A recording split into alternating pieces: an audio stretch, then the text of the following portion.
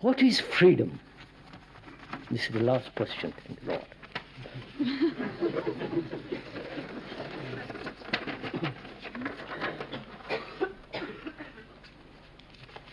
What is freedom?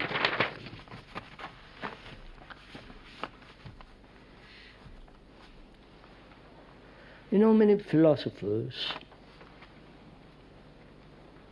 have written, talked about freedom. We talk about freedom. Freedom to live where we like. Freedom to have any job we like. Freedom to choose a woman or a man.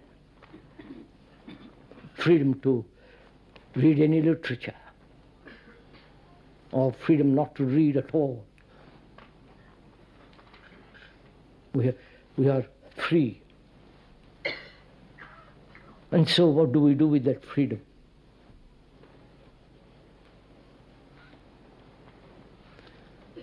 We use that freedom to express ourselves, to do what we like. Right? Whatever we like. More and more it's becoming permissive. You can have sex in the open garden, right?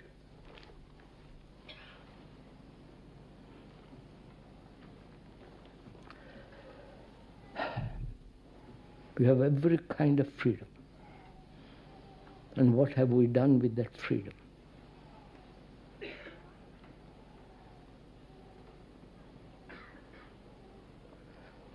We think choice, where there is choice, we have freedom. I can go to Italy, to France, or choice. Only I have to have a passport and a visa. And does choice give freedom? Please follow me. Why do we have to choose?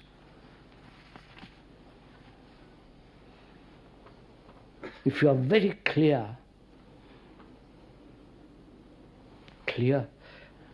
purely perceived, clear, there is no choice.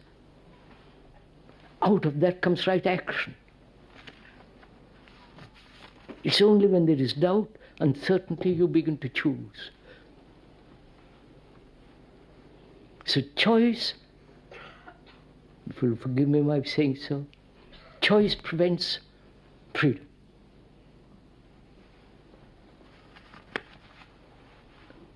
And the totalitarian states have no freedom at all.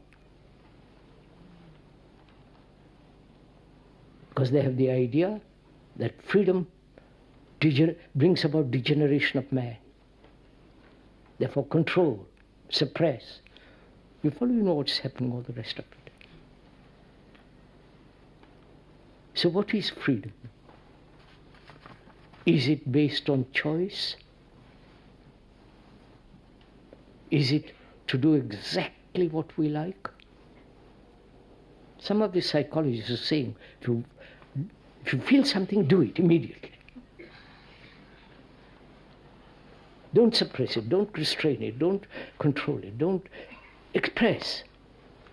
And we are doing that very well too. And it's called also freedom. Throwing bombs is also freedom. Right? Just look what we have reduced our freedom to. So what is freedom?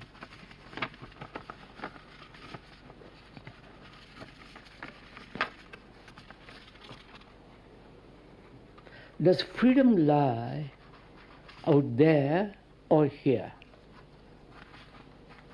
I'm just asking, I'm not saying it. Where do you begin to search for freedom? In the outward world?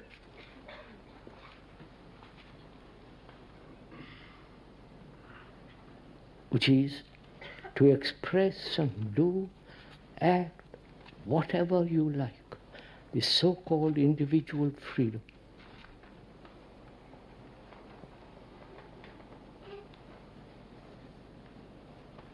Or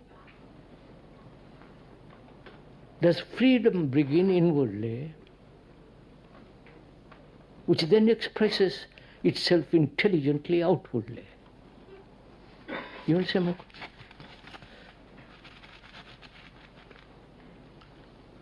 That is, freedom must begin when there is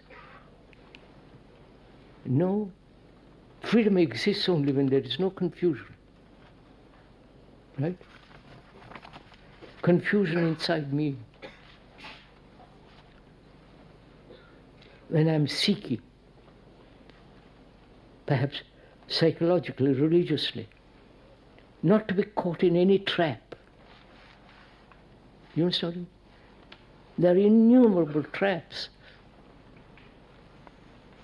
Gurus, saviors, preachers, the excellent books, psychologists and psychiatrists, they're all there.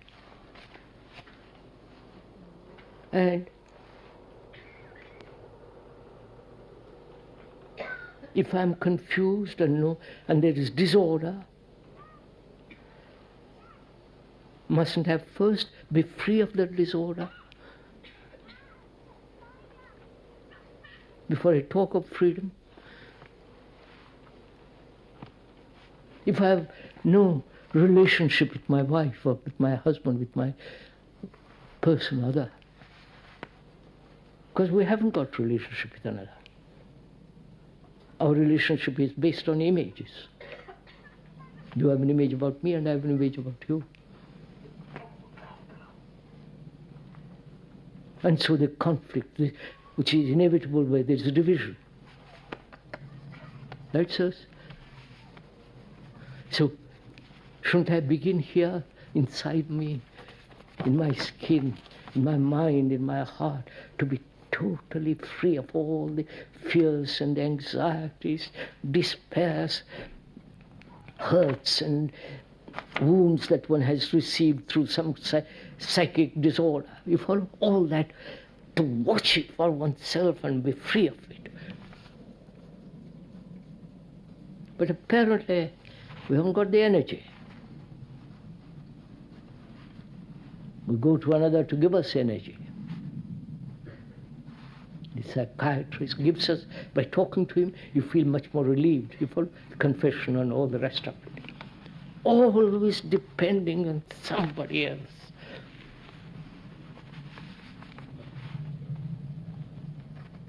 And so that dependence inevitably brings great conflict, disorder. So one has to begin to understand the depth and the greatness of freedom. One must begin quite near. And the nearest is you.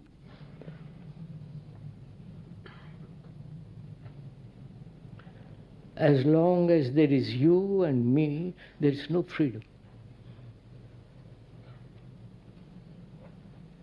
As long as you have your prejudice and my prejudice, your experience, my, etc., etc., so on, so on, there is no freedom.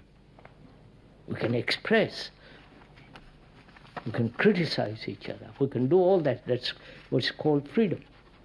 The right to think what you like. But the freedom, the greatness of freedom and the enormity, the dignity, the beauty of it is when in oneself and there is completely order. And that order comes only when we are like to ourselves. Right, sir?